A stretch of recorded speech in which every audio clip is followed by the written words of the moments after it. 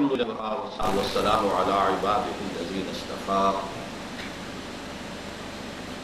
خصوصا على أفضلهم وخاتم النبيين محمد الأمين وعلى آله وصحبه أجمعين. أما بعد فقد قال الله تبارك وتعالى كما ورد في سورة الشورى: أعوذ بالله من الشيطان الرجيم بسم الله الرحمن الرحيم. فما أوتيتم من شيء فمتاع الحياة الدنيا وما عند الله خير وأبقى للذين آمنوا وعلى ربهم يتوكلون. والذين يجتنبون كبائر الإثم والفواحش وإذا ما غضبوا هم يغفرون. والذين استجابوا لربهم وأقاموا الصلاة وأمرهم شورى بينهم ومما رزقناهم ينفقون. والذين إذا أصابهم البغي هم ينتصرون. وجزاء سيئة سيئة مثلها فمن عفا وأصلح فأجره على الله إنه لا يحب الظالمين. ولمن انتصر بعد ظلمه فأولئك ما عليهم من سبيل إنما السبيل على الذين يظلمون الناس ويبغون في الأرض بغير الحق أولئك لهم عذاب أليم. وَلَمَنْ صَبَرَ وَغَفَرَ إِنَّ ذَلِكَ لَمِنْ عَزْمِ الْأُمُورِ. صدق اللہ العظیم. رب اشرح لي صدري ويسر لي أمري واحلل عقدة من لساني يفقهوا قولي. اللهم ربنا ألهمنا رشدنا وأعذنا من شرور أنفسنا. اللهم أرنا الحق حقا وارزقنا اتباعه وأرنا الباطل باطلا وارزقنا اللهم وفقنا لما تحب وترضى وتقبل منا فإنك خير المتقبلين آمین یا رب العالمین. مطالعہ قرآن حکیم کا جو منتخب نصاب ہماری اس پوری دینی تحریک کی جڑ و بنیاد ہے، اس کا ضربہ سنام، اس کی چوٹی، اس کا کلائمیکس آپ کو معلوم ہے سورہ حدید ہے. اور یقیناً آپ حضرات کے علم میں ہوگا کہ سورہ حدید کی عظمت کا کتنا گہرا نقش میرے قلب پر ہے. پھر خاص طور پر چاہے اسے ادعا کہا جائے، لیکن اسی درجے میں میرا دعویٰ یہ ہے کہ اللہ تعالیٰ نے وہ سورہ مبارکہ مجھے عطا فرمائی، یعنی اس کے ساتھ ایک بڑی گہری مناسبت عطا فرمائی. آج جو بات نوٹ کرانا چاہتا ہوں وہ یہ ہے کہ میرے نزدیک جو مقام مدنی قرآن میں سورہ حدید کا ہے وہی مکی قرآن میں سورۃ الشورى کا ہے.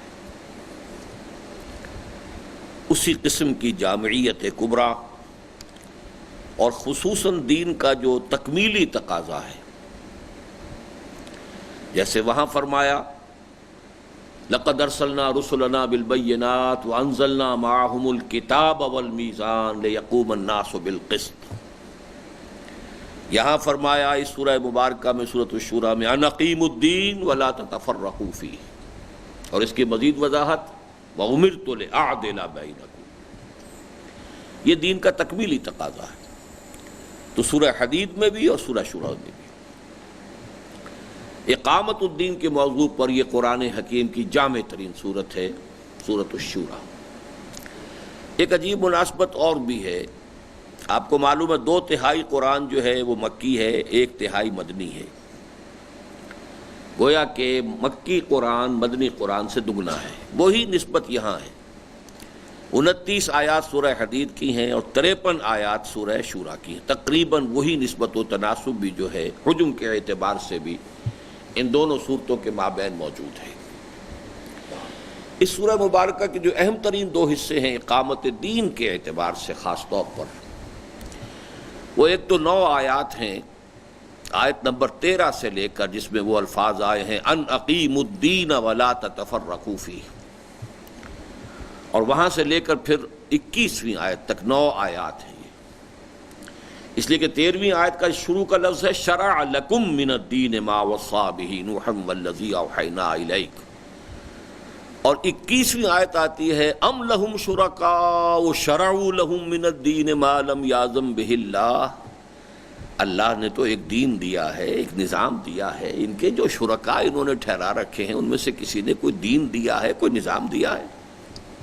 ام لہم شرکاء شرعوا لہم من الدین ما لم یأذن بہ اللہ، تو یہ دین کا ایک مکمل نظام ہونا، پھر اس نظام کا مرکزی نقطہ عدل ہونا، وَأُمِرْتُ لِأَعْدِلَ بَيْنَكُمْ، پھر اس کے ضمن میں جو مباحث ہیں، اور آپ نے دیکھا ہوگا کہ انہی 9 آیات میں الفاظ قرآن مجید میں یہ آئے ہیں اللہ الذی انزل الکتاب بالحق والمیزان وما یدریک لعل الساعة قریب، یہ جو الکتاب اور والمیزان یہ جو 2 الفاظ جڑ کر آئے ہیں یہ قرآن حکیم میں 2 ہی مقامات پر ہیں، یا سورہ حدید کی آیت نمبر 25 ہے اور یا یہ سورہ شورى کے اندر، وہاں فرمایا لقد ارسلنا رسلنا بالبینات وانزلنا معهم الکتاب والمیزان لیقوم الناس بالقسط، یہاں فرمایا اللہ الذی انزل الکتاب بالحق والمیزان وما یدریک لعل الساعة قریب،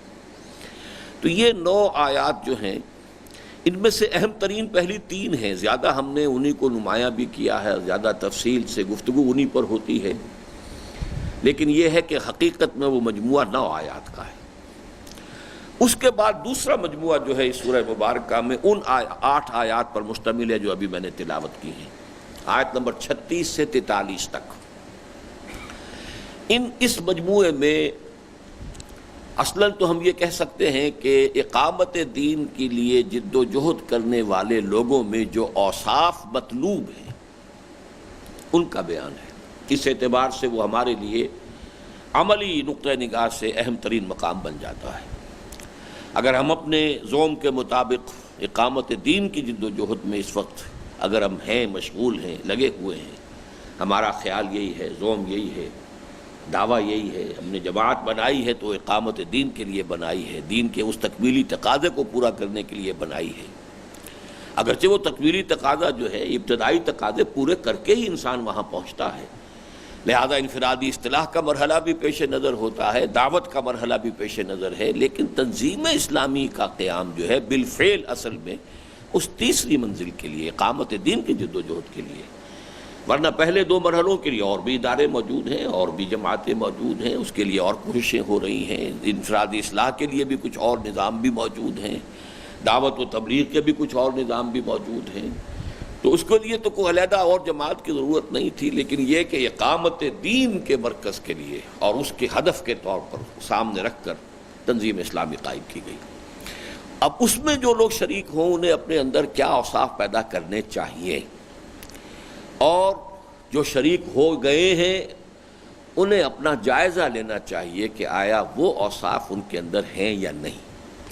اور اسی مطالعے میں ہمارے سامنے یہ بات بھی آ جائے گی کہ دینی اعتبار سے جو ہمارے تصورات عوام کے اندر راسخ ہو گئے ہیں، بہت طویل عرصے کا جو بھی ایک زوال اور انحطاط کا اور ڈکے کا اور ڈاؤن فال کا جو ہمارا ایک پروسیس گزرا ہے اس امت پر، تو دینی تصورات میں بھی یوں سمجھیے کہ بالکل تلپٹ معاملہ ہو گیا ہے، جو چیزیں کم اہمیت کی تھیں ان کی اہمیت بہت زیادہ ہو گئی، جو چیزیں بنیادی اہمیت کی تھیں وہ صرف مارجنل ان کا جو ہے تصور رہ گیا ہے کہ ان کا بھی کوئی ان لوگوں کو لحاظ ہو، ہاں مان لیں گے یہ بھی ہے، لیکن یہ کہ ان کی طرف توجہ نہیں، ان کی کوئی وقت جو ہے وہ نہیں ہے۔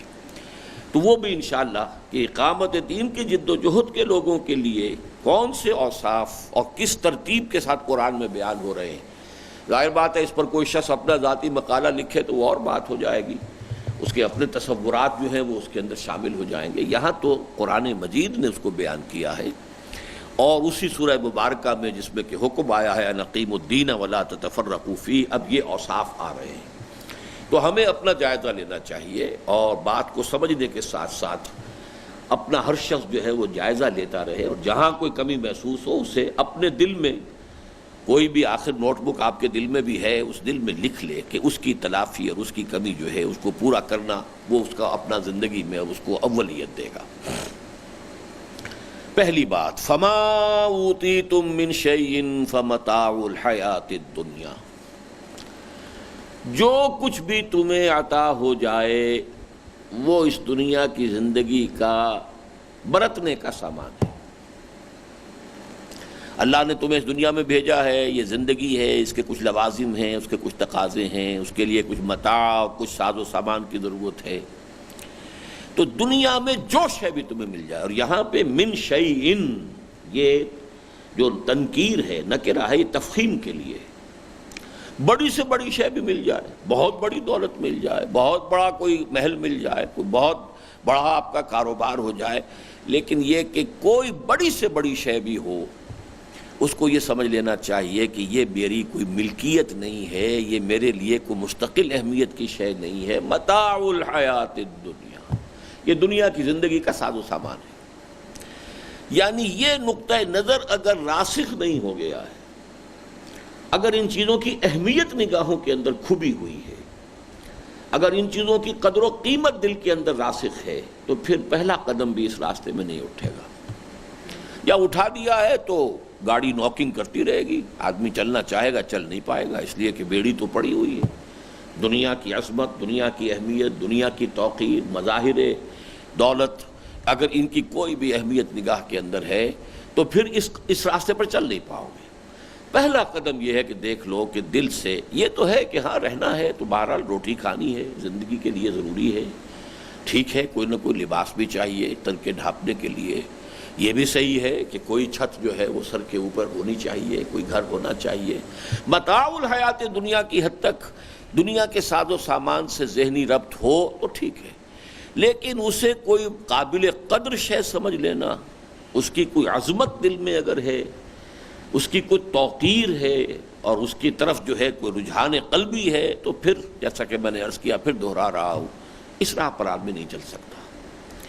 یہ بات پہلے گروپ میں بھی آ چکی ہے، من کان یرید حرث الآخرۃ نزد لہ فی حرثہ ومن کان یرید حرث الدنیا نؤتہ منہا وما لہ فی الآخرۃ من نصیب۔ جو کوئی آخرت کی کھیتی کا طالب ہو جائے، طے کر لے میرا مطلوب کون سا ہے، آخرت یا دنیا، من کان یرید حرث الآخرۃ نزد لہ فی حرثہ، ہم اس کی کھیتی میں اضافہ کرتے رہتے ہیں، بڑھاتے رہتے ہیں۔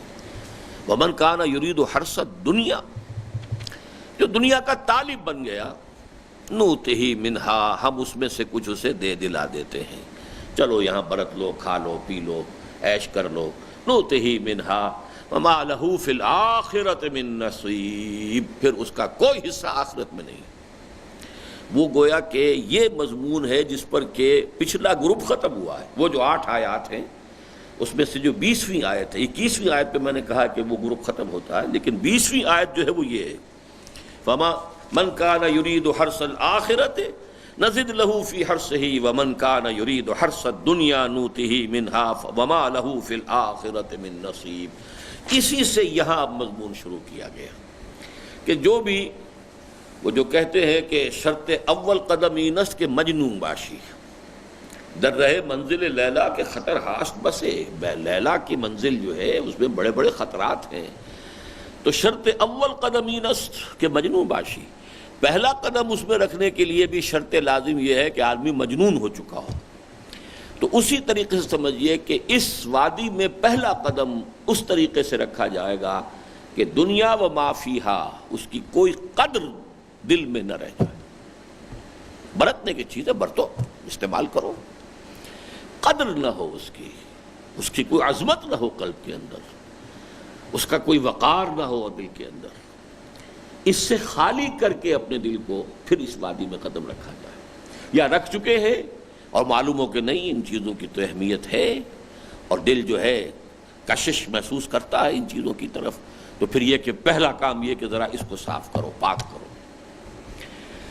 فما اوتیتم من شیء فمتاع الحیات الدنیا وما عند اللہ خیر وابقى للذین آمنوا وعلی ربہم یتوکلون۔ جو کچھ اللہ کے پاس ہے وہ کہیں بہتر ہے اور باقی رہنے والا ہے۔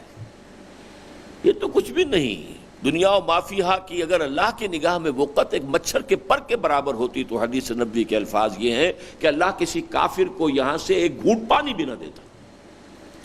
اس کل دنیا و ما فیہا کی اللہ کی نگاہ میں قدر ایک مچھر کے پر کے برابر نہیں۔ اب اگر آپ کے نقطۂ نظر پر، آپ کی سوچ پر، آپ کی نفسیات پر، آپ کی حسیات پر اگر ایمان کا غلبہ ہو چکا ہو تو اسی کیفیت کا عکس جو ہے آپ کے اندر پیدا ہونا ضروری ہے، اس کی کوئی حیثیت نہ رہ جائے۔ ہاں جو اللہ کے پاس ہے، وما عند اللہ خیر وابقا، وہ بہت بہتر ہے اور باقی رہنے والا ہے۔ للذین آمنوا وعلی ربہم یتوکلون، کن کے لیے؟ جو حقیقتاً ایمان رکھتے ہو۔ آخرت کو مان لینا اور ہے اور آخرت پر یقین ہونا اور ہے۔ آخرت کو مان لینا تو اس انداز میں بھی ہوتا ہے کہ یہ تصور ذہن میں ہو کتاب زندگی تو یہ ہے جو ہماری اس وقت جس میں سے ہم گزر رہے ہیں، ہاں اس کا ایک ضمیمہ اور ہے اور وہ آخرت کی زندگی۔ اقرار تو ہو گیا لیکن اس کی ریشیو پروپورشن کیا ہے؟ جیسے ضمیمہ ہوتا ہے کتاب کے آخر میں اپینڈکس ہوتا ہے، اس کے برعکس ہونا کیا چاہیے کہ کتاب زندگی تو کھلے گی، اصل میں شروع ہوگی موت کے بعد، یہ تو ایک دیباچہ اور مقدمہ ہے، اس کے سوا کچھ نہیں۔ کم سے کم یہ نسبت، حالانکہ دیباچے اور مقدمے کی بھی کوئی نہ کوئی نسبت ہوتی ہے کتاب کے ساتھ، کتاب 1000 صفحے کی ہو اور دیباچہ 10 صفحے کا ہو تب بھی 1 اور 100 کی نسبت ہی ہوئی نا۔ لیکن اس دنیا کی زندگی اور آخرت کی زندگی میں تو کوئی نسبت و تناسب ہی نہیں، فائنائٹ زندگی اور وہ انفائنائٹ زندگی، فائنائٹ اور انفائنائٹ میں تو کوئی نسبت و تناسب ہے ہی نہیں۔ تو والذین آمنوا، للذین آمنوا، یہ ان کے لیے ہے جن کے اندر یہ یقین جو ہے سرایت کر گیا ہو، اور ایمان کا ایک اور تقاضا وعلی ربہم یتوکلون، توکل اللہ پر ہو، اپنے رب پر توکل۔ وسائل و ذرائع پر توکل نہ، وہ بھی استعمال کی چیزیں ہیں، استعمال کرو۔ اعدوا لہم ما استطعتم، ساز و سامان تیار کرو، قوت فراہم کرو، وہ بھی برتنے کی چیزیں ہیں۔ جیسے یہ دنیا کا ساز و سامان زندگی کو برقرار رکھنے کے لیے برتنے کی چیزیں، استعمال کی چیزیں ہیں، ایسے ہی دنیا کے اندر اور بھی آپ جو کام کرنا چاہتے ہیں، اقامت دین کی جد و جہد جو اس میں بھی کچھ تقاضے ہیں، وہ مادی تقاضے پورے کرنے ہوں گے، اس کے لیے ساز و سامان بھی فراہم کرنا ہوگا، وسائل و ذرائع بھی اس کے لیے تلاش کیے جائیں گے، لیکن ان وسائل و ذرائع اور ساز و سامان پر کہیں توکل وہاں اٹیچ نہ ہو جائے، کہیں ذہن میں یہ کیفیت پیدا نہ ہو جائے کہ اس سے نتیجہ برآمد ہو جائے گا۔ نتیجے کا کوئی تعلق ساز و سامان سے اور وسائل و ذرائع سے نہیں۔ کم من فئۃ قلیلۃ غلبت فئۃ کثیرۃ باذن اللہ، یہ تمام اسباب و وسائل اور ذرائع یہ اللہ کے اذن کے پابند ہیں۔ تمام وسائل و ذرائع موجود ہوں تب بھی یہ ضروری نہیں ہے کہ نتیجہ لازمی نکل آئے۔ یہ فزیکل لاز اور کیمیکل لاز کی طرح کا معاملہ نہیں ہے کہ جو عالم طبیعیات کے اندر چلتے ہیں۔ یہ معاملہ جو توکل، بھروسہ، اعتماد صرف ذات باری تعالیٰ، اس میں کہیں شرک نہ ہو جائے۔ توکل کے کھاتے میں اللہ کے ساتھ اگر کسی اور کو شامل کر لیا تو یہ شرک ہے۔ چنانچہ تورات کی تعلیم کا تو لب لباب یہ بیان کیا گیا، وَآتَيْنَا مُوسَى الْكِتَابَ وَجَعَلْنَاهُ هُدًى لِبَنِي إِسْرَائِيلَ أَلَّا تَتَّخِذُوا مِن دُونِي وَكِيلًا۔ تورات کی پوری تعلیم کا خلاصہ جو ہے یہ جو دیا گیا اس آیت کے اندر، میرے سوا کسی اور کو اپنا کارساز نہ سمجھ لینا۔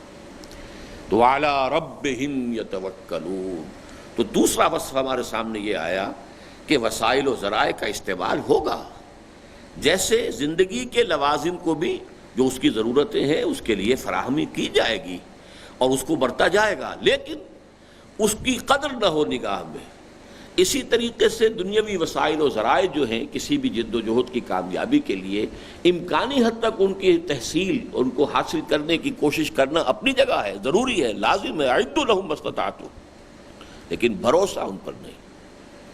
وَيَوْمَ حُنَيْنٍ إِذْ أَعْجَبَتْكُمْ كَثْرَتُكُمْ، یاد کرو اس حنین کو، دن کو جب کو تمہیں اپنی کثرت پر گھمنڈ ہو گیا تھا۔ 12,000 ہیں آج ہمیں کون شکست دے سکتا ہے؟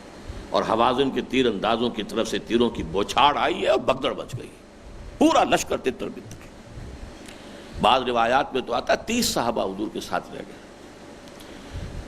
یہ شبلی نعمانی نے تو 30 لکھا ہے، لیکن یہ کہ ان کے شاگرد سید سلیمان ندوی نے پھر حاشیے میں دیا کہ نہیں، جو صحیح تر روایات ہیں ان کی روح سے 300-400 آدمی رہ گئے تھے، لیکن 12,000 میں سے 300-400 بھی رہ جانا جو ہے وہ تو معلوم ہوا کہ عام بھگدڑ بچ چکی تھی۔ جب حضور کو پھر نیچے اترنا پڑا ہے اپنی سواری سے، عالم آپ نے ہاتھ میں خود لیا ہے، رجز پڑھا ہے زندگی میں پہلی مرتبہ، انا النبی لا کذب انا ابن عبد المطلب، میں نبی ہوں اور اس میں کوئی جھوٹ نہیں، یہ 12,000 میرے ساتھ کھڑے رہے تب بھی نبی ہوں، اور کوئی ایک ساتھ نہ دے تب بھی نبی ہوں۔ اور یہ ہے عبد المطلب کا بیٹا، ہے تو پوتا حقیقت میں، لیکن یہ تو عربی قاعدے کے اعتبار سے، کیونکہ ان کے والد ماجد جو تھے عبداللہ، ان کی تو کوئی زندگی کا کوئی خاص اہم معاملہ تھا نہیں، تو دادا کی طرف نسبت دی ہے اپنے آپ کو، انا ابن عبد المطلب، میں عبد المطلب کا بیٹا یہاں کھڑا۔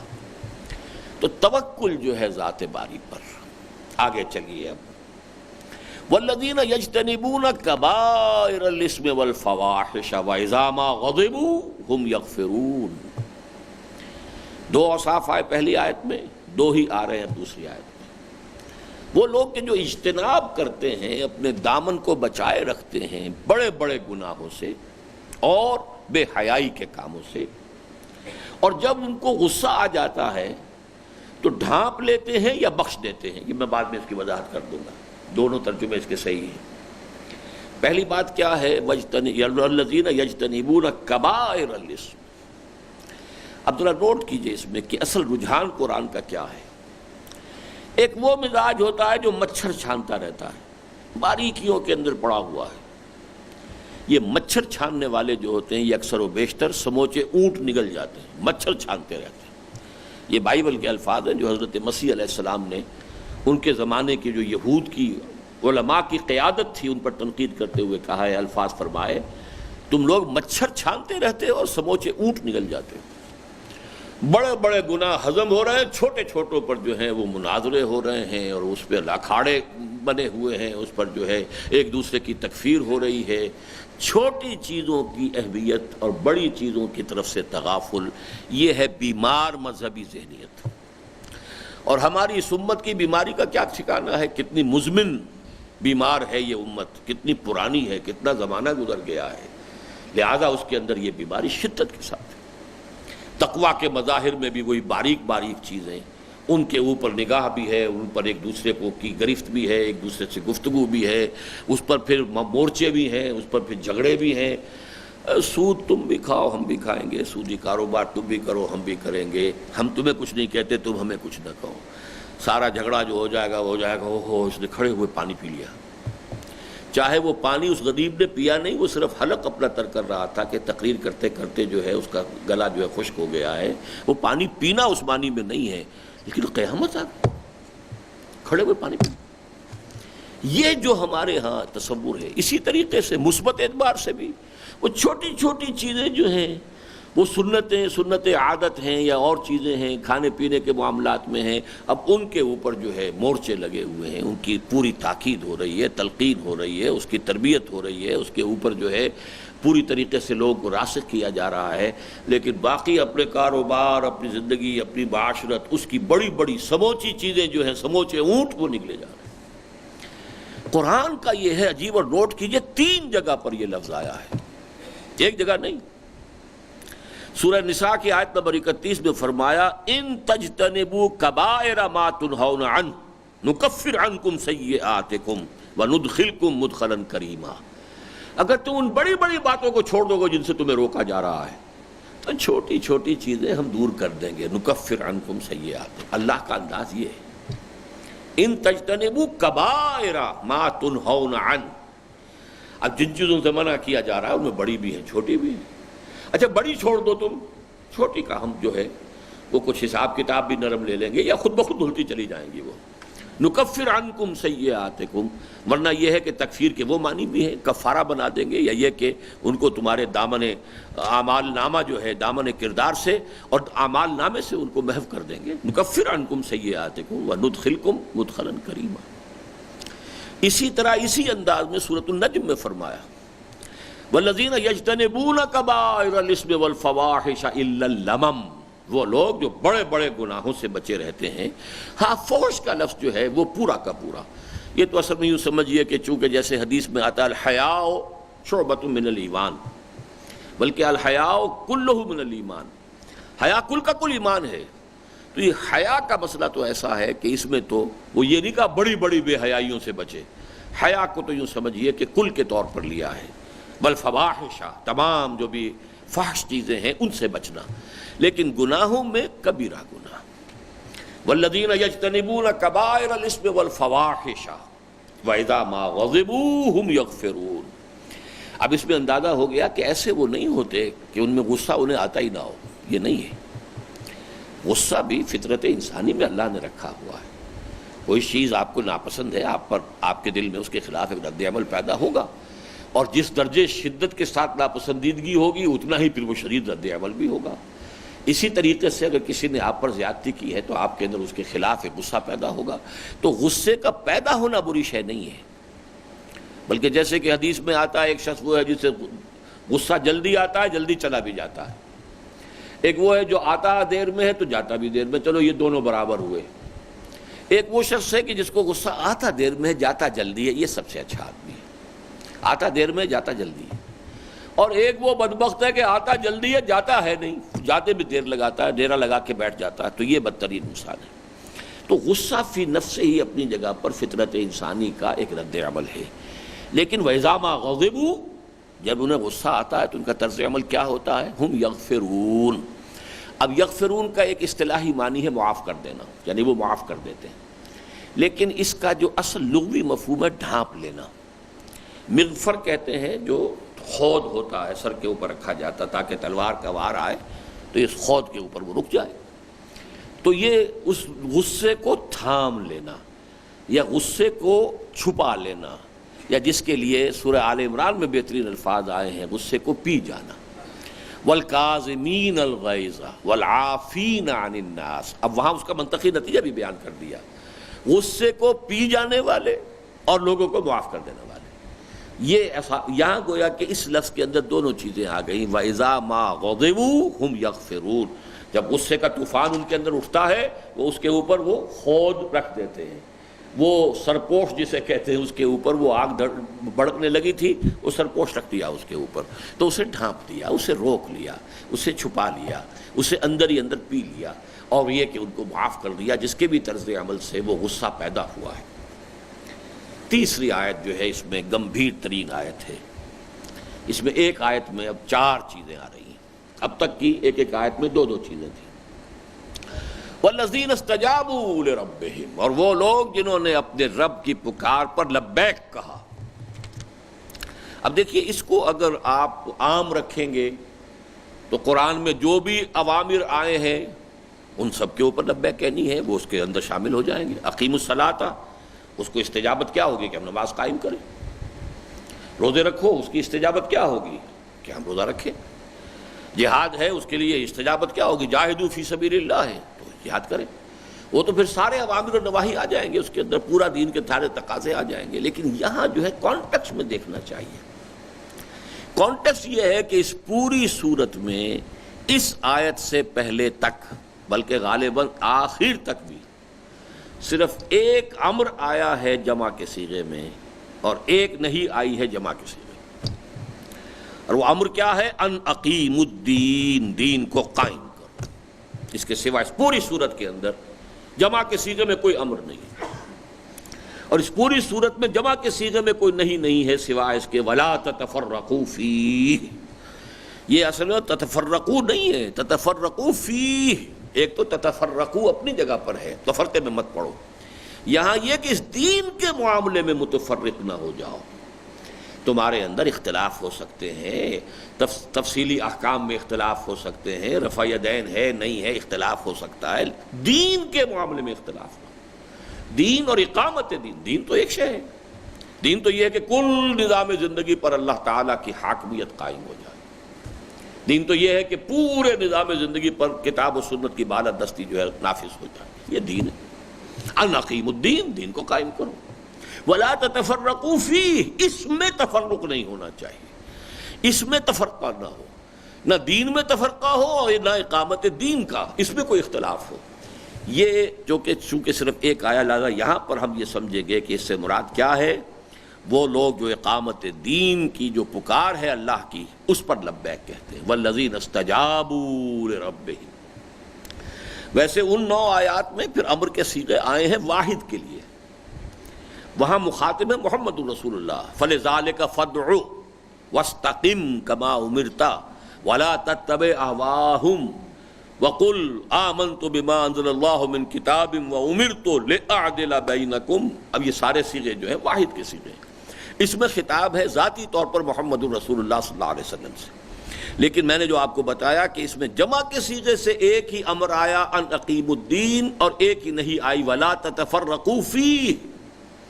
تو یہاں اس سے مراد کیا ہوگی؟ والذین استجابوا لربہم. وہ لوگ کہ جنہوں نے اپنے رب کی پکار پر لبیک کہا، نکل آئے، کمر کس لی، عزم کر لیا، ہمت کر لی، ارادہ کر لیا. وَأَقَامُوا الصَّلَاةَ، اور نماز قائم کی. اب دیکھیے نوٹ کیجئے، چونکہ یہاں اقامت دین کی جد و جہد کی بات ہو رہی ہے. ایک ہے ذاتی تقرب اللہ. ذاتی سطح پر تقرب اللہ کے لیے سب سے بڑی اہمیت رات کی نماز کی ہے. جیسے کہ ہم نے دیکھا سورہ فرقان کے آخری رکوع میں والذین یبیتون لربہم سجدا وقیاما. جیسے کہ حضور کو ابتدا میں جو ہے حکم ہوا قم اللیل الا قلیلا. اس اعتبار سے اہم ترین رات کی نماز. اقامت دین کا جب معاملہ آئے گا تو اس میں اقامت الصلاۃ کی اہمیت ہے. اس لیے کہ اقامت دین بھی جب ہوگی تو اس کا پہلا کام کیا ہوگا؟ الذین مکناہم فی الارض اقاموا الصلاۃ وآتوا الزکاۃ وامروا بالمعروف ونہوا عن المنکر. وہ لوگ کہ جنہیں اگر ہم زمین میں تمکن عطا کر دیں، غلبہ عطا کر دیں، اختیار دے دیں تو وہ نماز قائم کریں گے، زکوٰۃ ادا کریں گے اور نیکیوں کا حکم دیں گے، بدی سے روکیں گے. یہ چارٹر ہے اللہ کا، یہ مینیفیسٹو ہے ایک طریقے سے محمد رسول اللہ کا. اس لیے کہ یہ آیات نازل ہوئی ہیں اثناء سفر ہجرت میں، جبکہ آپ مکے سے مدینے کی طرف جا رہے تھے اور اب وہ مرحلہ آنے والا تھا جہاں تمکن حاصل ہو رہا ہے مدینے کے اندر محمد رسول اللہ کو. جاتے ہی آپ نے پہلا کام کیا کیا؟ مسجد نبوی کی تعمیر. تو نوٹ کر لیجئے، اسی طریقے سے جو جماعت اس کے لیے قائم ہوگی اس جماعت میں بھی اصل اہمیت اقامت الصلاۃ کی ہوگی. اس پر جتنا ایمفیسس ہونا چاہیے. اگر اس پر ایمفیسس نہیں ہے اور نوافل پر ایمفیسس ہو گیا ہے تو یہ بات تلپٹ ہو جائے. نوافل یہ کہ اللہ نور علی نور ہے، جتنی اللہ تعالیٰ توفیق دے، جتنا بھی جس کے لیے ممکن ہو وہ کرے. لیکن اصل اہمیت اس جد و جہد میں وہ ہے نماز. یہ جو نظام ہے نماز کا اسے قائم کرنا. والذین استجابوا لربہم واقاموا الصلاۃ وامرهم شوری بینہم. اور ان کا معاملہ ان کے مابین مشاورت سے طے ہوتا ہے. یہ ہے تیسری بات. چونکہ ظاہر بات ہے کہ اب جب یہ اقامت دین کی جد و جہد کے لیے ایک جماعتی شکل بنی، اس جماعتی شکل میں اہم ترین شے نماز کی اقامت ہے. اور یہ کہ اب جو بھی معاملات ہیں اجتماعی زندگی یا اجتماعی جو جد و جہد ہے اس سے متعلق، اس میں باہمی مشورہ. وَأَمْرُهُمْ شُورَىٰ بَيْنَهُمْ. ان کا امر ان کے مابین مشاورت سے طے ہوتا ہے. البتہ اس میں پھر فرق آ جائے گا کہ مشاورت کا نظام کیا ہو. ایک مشاورت کا نظام وہ ہے جو آج کی دنیا میں معروف ہے کہ ادارے معین ہو جاتے ہیں. اسمبلی ہے، اسمبلی میں یہ لوگ الیکٹ ہو کر آ گئے، اب ان کے اندر کاؤنٹنگ آف ووٹ سے ہو جائے گا معاملہ. لیکن ایک مشاورت یہ ہے کہ آپ مشورہ کریں، غور و فکر کریں، سوچیں. ہر ایک کو آزادی ہو، رائے دینے کی آزادی ہو. ہر شخص جو ہے وہ اپنی رائے بغیر کسی بلا خوف لومت لائم پیش کرے. اور اس کے بعد جو شخص انچارج ہے، جو ذمہ دار ہے، جو صاحب امر ہے، وہ فیصلہ کرے. اگر یہ دوسرا نظام ہوگا تو زیادہ تفصیلی قانونی ڈھانچہ بنانے کی ضرورت نہیں ہوگی. اگر پہلا نظام ہے تو پورا تفصیلی ڈھانچہ بنانے کی ضرورت ہوگی کہ مشورہ دینے کا مجاز کون ہے، اختیار کس کو حاصل ہے. وہ تو اسمبلی کا رکن ہونا چاہیے، شورا کا رکن ہونا چاہیے، وہ منتخب ہو کر آنا چاہیے. اس میں سے یہ کہ ایک شخص کو 19 ووٹ ملے ہیں، ایک کو 18 ملے، 19 والا منتخب ہو جائے گا. اچھا، اس سے اگلے قدم پر یہ آئے گا کہ وہ ووٹ دینے والے کون ہونے چاہیے، ان کی بھی کچھ خواص طے ہونے چاہیے، ان کے بھی جو ہے وہ سارا کا سارا نظام بننا چاہیے. یہ تو نہیں کہ کوئی بھی شخص جو ہے اس کے اندر ووٹ دے دے گا. تو یہ پورا تفصیلی ڈھانچہ بنانا پڑتا ہے جہاں پر کہ فیصلہ کن شے ہو جائے تعداد. پھر تو گارڈ کرنا پڑے گا، کچے پکے لوگ نہ آ جائیں شورا کے اندر. وہ تو پھر یہ کہ کثرت تعداد سے وہ پوری تحریک کو، پورے نظام کو کہیں لے جائیں، دائیں طرف لے جائیں، بائیں طرف لے جائیں، پھر تو گارڈ کرنا پڑے گا. انٹری انٹو دیٹ شورا وہ گارڈڈ ہوگی. اور اگر یہ مسئلہ نہیں ہے تو ایک شخص صاحب امر ہے جس پر آپ کا اعتماد ہے، اب اس کو آپ نے مشورہ دے دیا، اور بھی کوئی بالکل نیو کمر بیٹھا ہوا اس نے بھی رائے دے دی، کیا حرج ہے اس میں؟ کیا پتہ کسی شخص کے دل میں اس وقت اللہ تعالیٰ کوئی ایسی بات ڈال دے جو بڑے سے بڑے شخص کی سمجھ میں نہ آئے، اور کسی شخص کے دل میں اس وقت اللہ ڈال دے. تو اس کو جتنا براڈ رکھ سکتے ہو رکھو، کوئی پابندی نہیں. لیکن یہ کہ پھر فیصلہ جو ہے وہ کاؤنٹنگ آف ووٹ سے نہیں. یہ ہے اصل میں وہ بات کہ جس کے لیے سیرت النبی اس پر گواہ ہے کہ اگرچہ حضور کو بھی حکم ہوا شاورہم فی الامر، آپ ان سے مشورہ کیجئے، اور سیرت النبی میں ہمیں نظر آتا حضور مشورہ کرتے تھے، لیکن کسی مرحلے پر بھی پھر گنتی نہیں ہوئی ہے کہ کتنے لوگوں کی رائے یہ ہے، کتنے لوگوں کی رائے یہ ہے، اور اس کے بعد فیصلہ کیا ہوا. کوئی اس کا امکان نہیں. تو مشورہ اپنی جگہ، لیکن اس مشورے کی روح برقرار رہنی چاہیے. وہ یہ کہ یہ احساس جو ہے ساتھیوں کے اندر برقرار رہے کہ ہمارا امیر جو ہے وہ کوئی اپنی جو ہے وہ ٹوٹلیٹیرین انداز اختیار نہیں کر رہا ہے، کوئی اس طرح کی اس نے شکل اختیار نہیں کر لی ہے کہ بس کسی سے کوئی نہ پوچھنا ہے نہ کسی سے کوئی مشورہ کرنا ہے، جو من میں آیا کر گزرا. یہ بات نہیں ہونی چاہیے. یہ تاثر اگر ہو گیا تو جماعتی زندگی مجروح ہو جائے گی. یہ تاثر برقرار رہنا چاہیے کہ یہاں مشورہ ہوتا ہے، اور مشورے سے ایسا بھی ہو جانا چاہیے کہ کبھی امیر اپنی رائے کو بدل دے، تاکہ یہ کہ لوگوں کے اندر ایک اعتماد رہے کہ ہمارا امیر ہماری بات سنتا ہے، توجہ کرتا ہے، اور کبھی ایسا بھی ہوتا ہے کہ وہ اپنی رائے بدل لیتا. تو یہ ہوگا، فطری طور پر ہوگا. خود ہمارے ہاں ہوا، کئی مرتبہ ہوا، میں نے اپنی رائے بدلی. اس حوالے سے ایک ہے روح شورا، ایک ہے نظام شورا. ان دونوں کو علیحدہ سمجھیے. تو یہاں جو اصل شے وہ ہے کہ روح شورا، روح مشاورت جو ہے برقرار رہنی چاہیے. والذین استجابوا لربہم واقاموا الصلاۃ وامرہم شورا بینہم. اب یہ تو ہوا گاڑی کے لیے بندوبست ہو گیا کہ آپ نے منزل معین کر لی اقامت دین، اس کے لیے آپ نے جو بھی پہیے ہیں گاڑی کے لیے وہ فرض کیجئے اقامت الصلاۃ سے قائم کر لیے. اندر بیٹھے ہوئے آپ اس کار کے مشورے بھی کر رہے ہیں کہ کس طریقے سے چلنا ہے، لیکن اصل میں تو پیٹرول چاہیے گاڑی کو چلنے کے لیے. یہ جد و جہد، اس کے لیے وسائل درکار ہوں گے. پیٹرول نہ ہوگا باقی سب کچھ ہے تو کیا ہوگا؟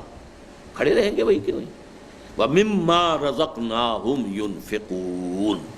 اب ہے کہ جو کچھ بھی ہم نے انہیں دیا ہے اس میں سے وہ خرچ کرتے ہیں، اس مقصد کے لیے خرچ کرتے ہیں، اقامت دین کی جد و جہد کے لیے خرچ کرتے ہیں، زیادہ سے زیادہ دیتے ہیں.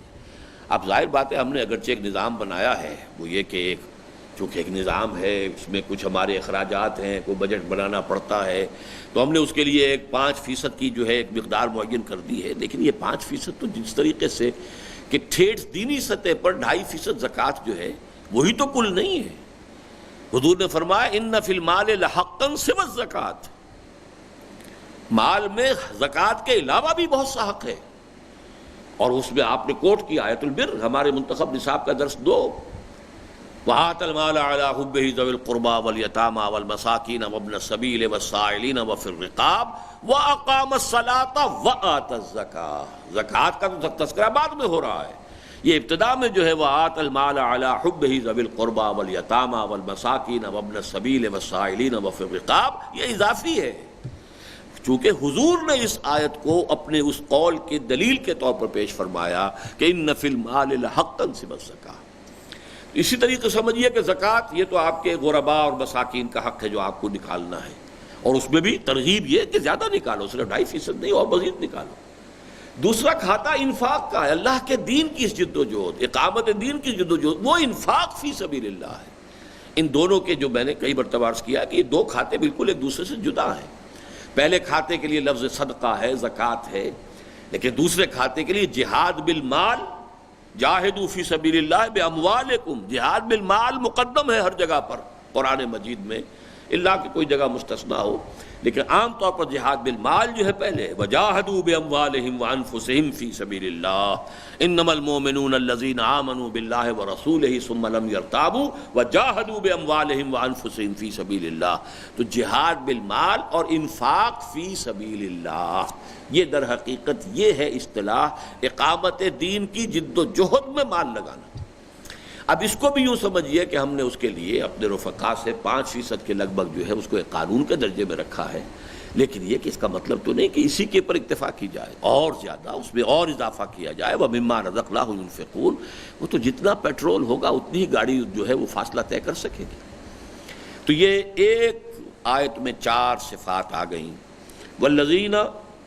والذین استجابوا لربہم واقاموا الصلاۃ وامرہم شوریٰ بینہم ومما رزقناہم ینفقون۔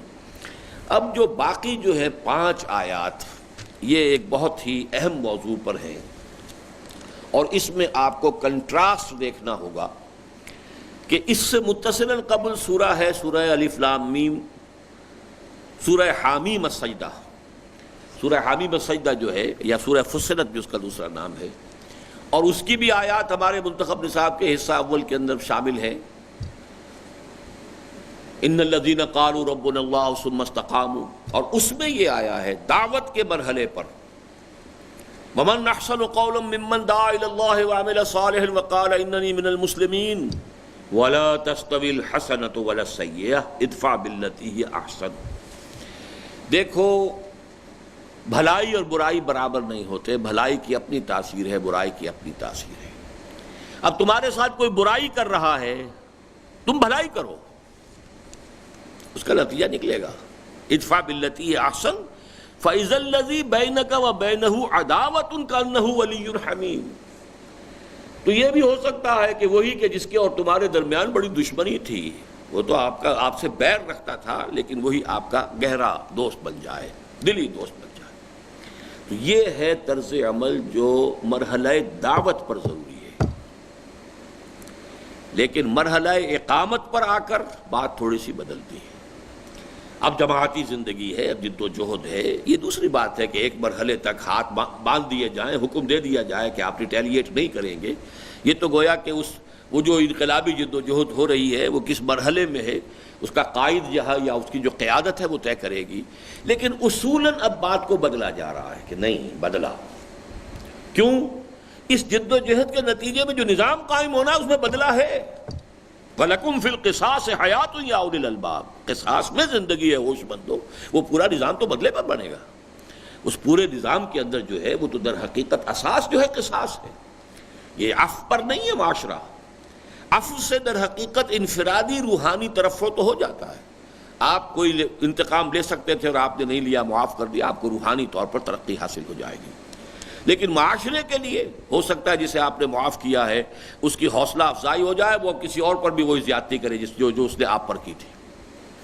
کسی نے آپ کے تھپڑ مارا، آپ نے جواب میں تھپڑ رسید کر دیا تو اس کے ہوش ٹھکانے آ جائیں گے، اگر آپ نے نہیں کیا ہو سکتا ہے جا کے کسی اور کو مارے ہو۔ اس لیے وَلَكُمْ فِي الْقِصَاصِ حَيَاةٌ يَا أُولِي الْأَلْبَابِ۔ تو اب دیکھیے، ایک ہے نظام جو ابھی بننا ہے، اس کے لیے تو جد و جہد ابھی ہو رہی ہے، اقامت دین کی جد و جہد ہے، جس کا ہدف کیا ہے؟ وہ نظام ہے جس میں قصاص اور بدلہ جو ہے وہ در حقیقت اس کے اصل الاصول کے طور پر طے ہے۔ ایک طرف دعوت ہے، دعوت کے اندر بدلے کا سوال نہیں ہے، وہاں تو یہ کہ وہ گالیاں دے رہے ہیں تو آپ دعائیں دیں، وہ پتھر مار رہے ہیں تو آپ پھول پیش کریں، یہ دعوت کا۔ اب یہ ہے اقامت کی جد و جہد کے دوران جب اس مرحلے پر آ جائیں تو اس میں اب آپ کو عجیب نظر آئے گا کہ یہ عفو اور بدلہ یہ اس طریقے سے باہم گتھے ہوئے ہیں کہ ایک طرف بدلہ لینے کو بھی ڈیفینڈ کیا گیا ہے کہ کوئی حرج نہیں اگر بدلہ لیا جائے، لیکن یہ کہ دوسری طرف عفو کی تلقین بھی ہے، چونکہ یہ ان دونوں کے مابین ایک شے ہے۔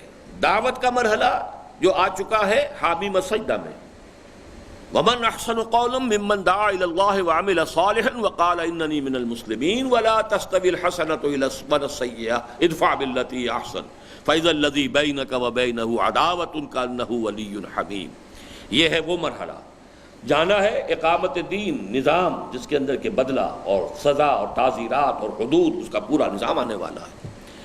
درمیان میں اقامت دین کی جد و جہد جب خاص طور پر ایکٹیو ریزسٹنس کے دور میں آنے والی ہو تو وہ بدلے کا معاملہ، جیسا کہ سورہ بقرہ میں آپ پڑھتے ہیں، اگر یہ لوگ تم سے قتال کرتے ہیں حرم کے حدود میں، تم بھی قتال کرو۔ والحرمات قصاص، حرمات کا بھی قصاص ہے، یہ نہیں ہے کہ وہ تو تمہارے اوپر حملہ کر رہے ہیں حرم کے حدود کے اندر یا محترم مہینوں کے اندر اور تم بیٹھے ہوئے ہاتھ نہیں اٹھا سکتے اس لیے کیا کرے، تو یہ تو اشہر حرم ہے، یہ نہیں۔ والحرمات قصاص، حرمات کا بھی بدلہ ہے۔ اگر انہوں نے اس مسجد حرام کے حدود کے اندر یا حرم کی حدود کے اندر جو ہے وہ جنگ کی ہے اور قتال کیا ہے، اور اگر انہوں نے ان اشر حرم کو پامال کیا تم بھی کرو، بدلہ ہے، ٹٹ فار ٹیٹ، وہ تو نظام آئے گا بعد میں۔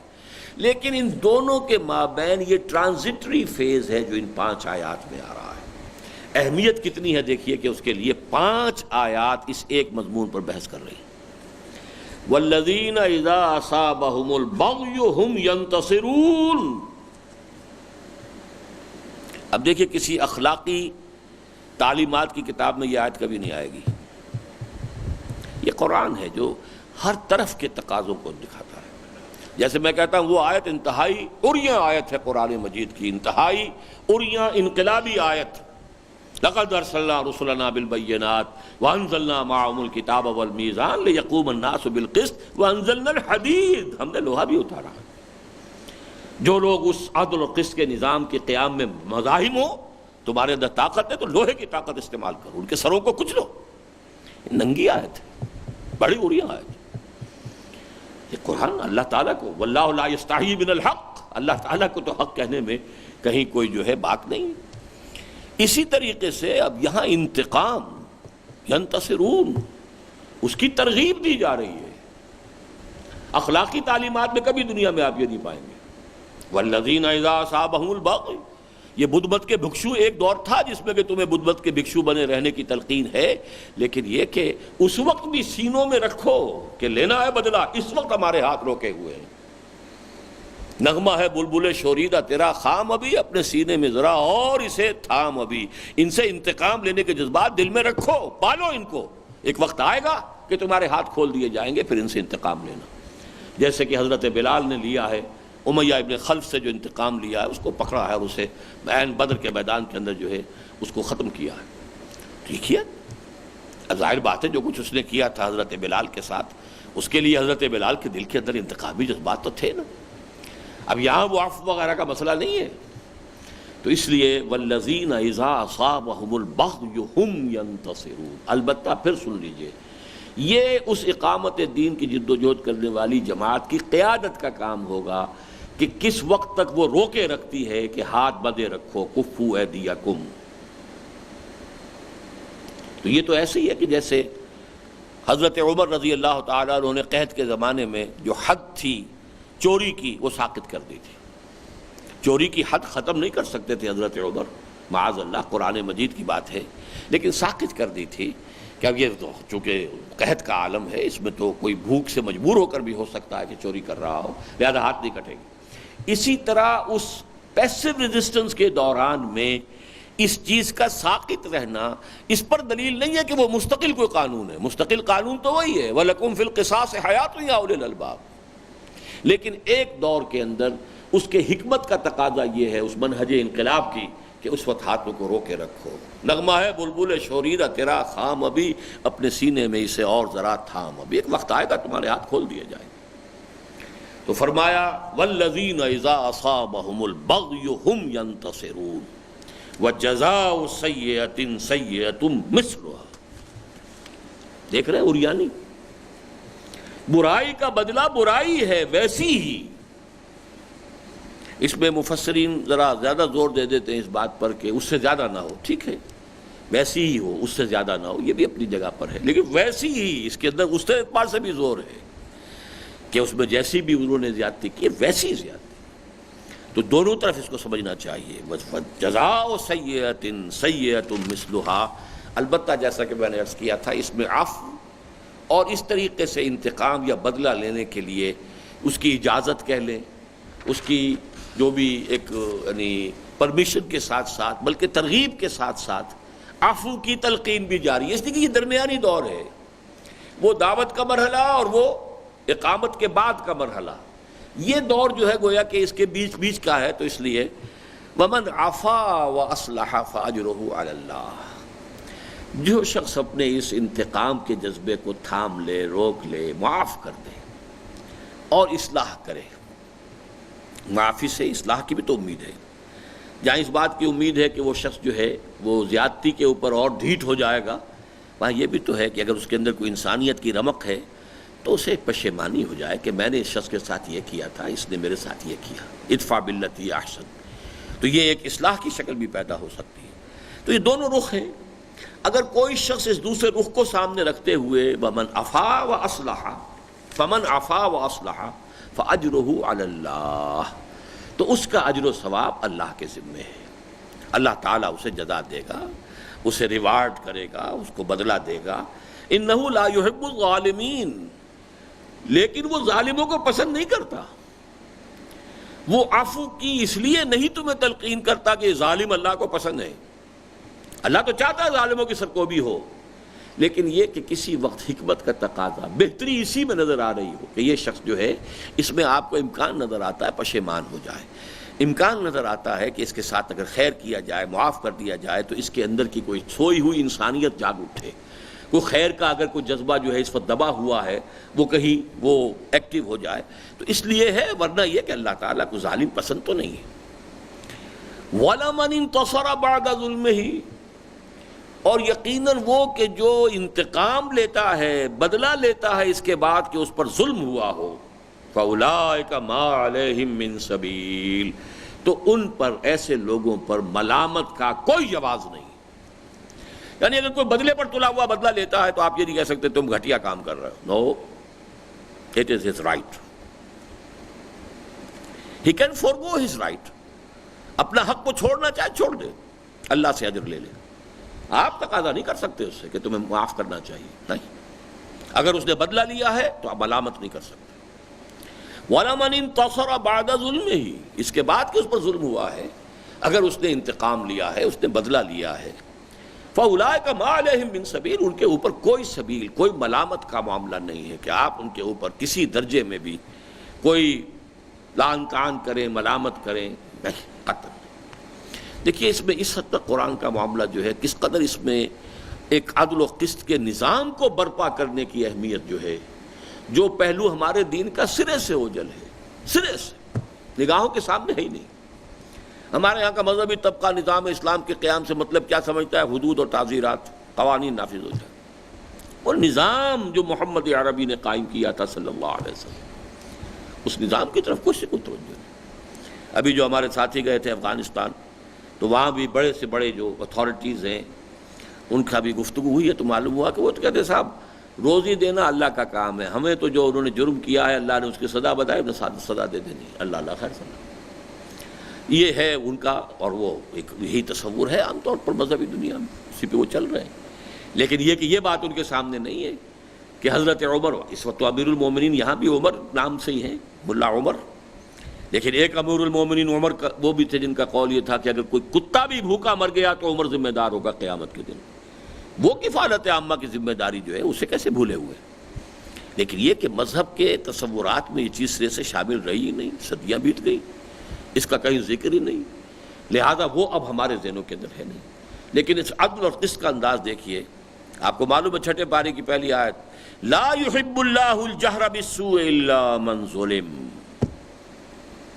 اللہ کو بدگوئی، بد زبانی، بری بات کا بلند آواز سے کہنا پسند نہیں ہے، ہاں مگر اس شخص کی طرف سے کہ جس پر ظلم ہوا، دکھی دل، مظلوم شخص، اس کی زبان سے کوئی اونچی نیچی بات بھی نکل جائے تو اللہ معاف فرمائے گا، اس لیے کہ اس کا دل دکھا ہوا، اس پر ظلم ہوا۔ لا يحب اللہ الجہر بالسوء، اللہ کو پسند نہیں ہے بالکل، الا من ظلم، سوائے اس کے جس پر ظلم ہوا۔ مظلوم جو ہے اس کی کوئی آہ جو ہے ایسی بھی اگر نکل آئی ہے اور اس میں اس سے کچھ وہ جو بھی حدود اور قیود ہیں ان کی وہ پابندی نہیں کر سکا، اللہ معاف فرما دے گا۔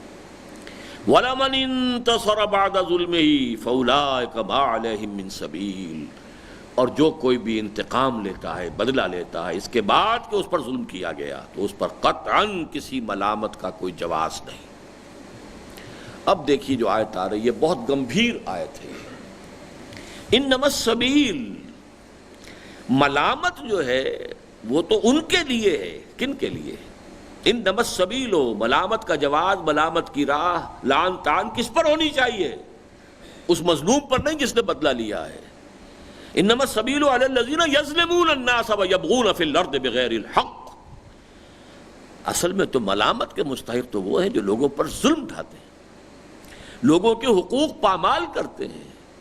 ظلم یہی تو نہیں ہے کہ کسی کی مار پیٹ آپ نے کر دی ظلم ہو گیا، آپ نے اس کا حق دبا لیا ہے۔ جیسے کہ حضرت عمر نے فرمایا تھا کہ اے سعد، لوگوں کو ان کی ماؤں نے آزاد جانا تھا، تم نے انہیں اپنا غلام کب سے بنا لیا ہے؟ یہ ظلم تھا کہ نہیں تھا؟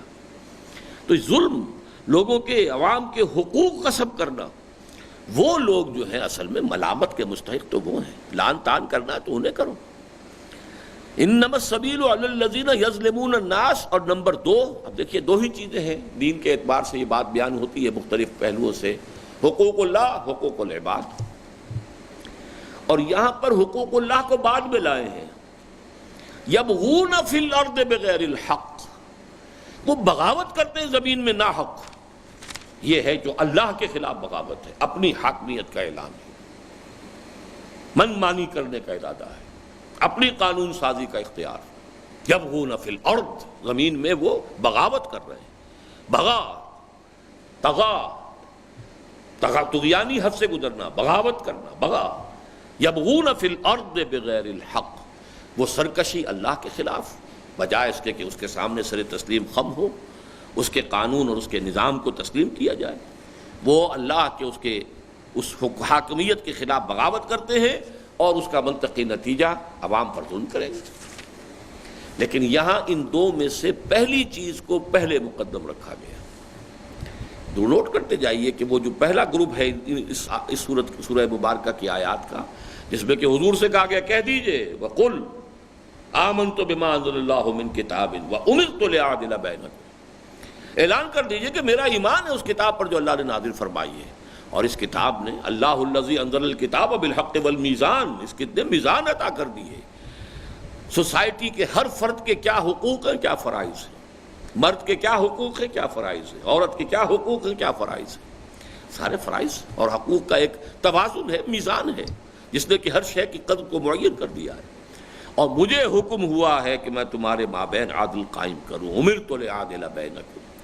یہاں پر اب اس آیت کے اندر انما السبیل علی الذین یظلمون الناس ویبغون فی الارض بغیر الحق اولئک لہم عذاب علیم، یہ ہیں وہ لوگ جن کے لیے دردناک عذاب ہے۔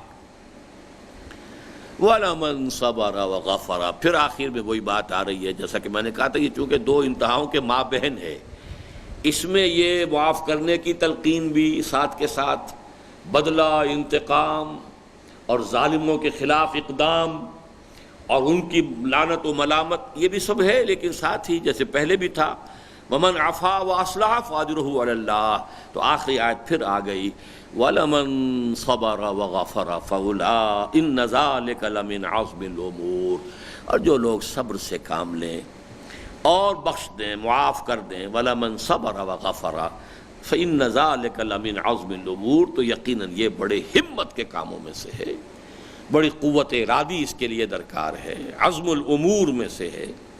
اب اس پہ ہم کہہ سکتے ہیں کہ یہ وہ پیسو ریزسٹنس کے دور کے اندر یہی عزم الامور کی کیفیت تھی۔ اگرچہ آدمی جو ہے کوئی انتقام لینے پر قادر ہے، لیکن نہیں، کفو ایدیکم، اپنے ہاتھ بندے رکھو۔ اس وقت وہ قانون کے درجے میں، حضور کے حکم کے درجے میں تھا، یہاں گویا کہ اس کو ایک قانون، ایک عام اور یونیورسل ایک ٹروتھ کی حیثیت سے بیان کیا گیا، وَلَمَنْ صَبَرَ وَغَفَرَ إِنَّ ذَلِكَ لَمِنْ عَزْمِ الْأُمُورِ۔ یہ ہیں وہ 8 آیات جن میں سے جیسا کہ میں نے عرض کیا پہلی 3 آیات بہت پروفاؤنڈ ہیں، ان میں 7 اوصاف بیان ہوئے ہیں کہ جو لوگ اقامت دین کی جد و جہد کا ارادہ رکھتے ہوں، عزم رکھتے ہوں، وہ یہ اوصاف کو پیدا کریں۔ جو اس وادی میں قدم رکھ چکے ہوں وہ ان کے اعتبار سے اپنا جائزہ لیں، اور جہاں جہاں کوئی کمی محسوس ہو اس کو پورا کرنے کا، اس کا پورا اہتمام کریں۔ اور 5 آیات میں جیسا کہ میں نے عرض کیا، یہ معاف کر دینا اور بدلہ لینا، یہ جو 2 متضاد چیزیں ہیں، ان دونوں کا ایک یوں سمجھیے کہ دونوں چیزیں لپٹی ہوئی ہیں ایک بڑی عجیب انداز میں، کہ ایک طرف بدلہ اور انتقام، اس کی بھی نہ صرف یہ کہ اجازت بلکہ کسی اعتبار سے ہم کہہ سکتے ہیں ترغیب بھی ہے، لیکن دوسری طرف یہ کہ عفو کا اپنا جو افادیت کا پہلو ہے اس کی طرف بھی اشارہ ہے۔ بارک اللہ لی و لکم فی القرآن العظیم و نفعنی و ایاکم بالآیات والذکر الحکیم۔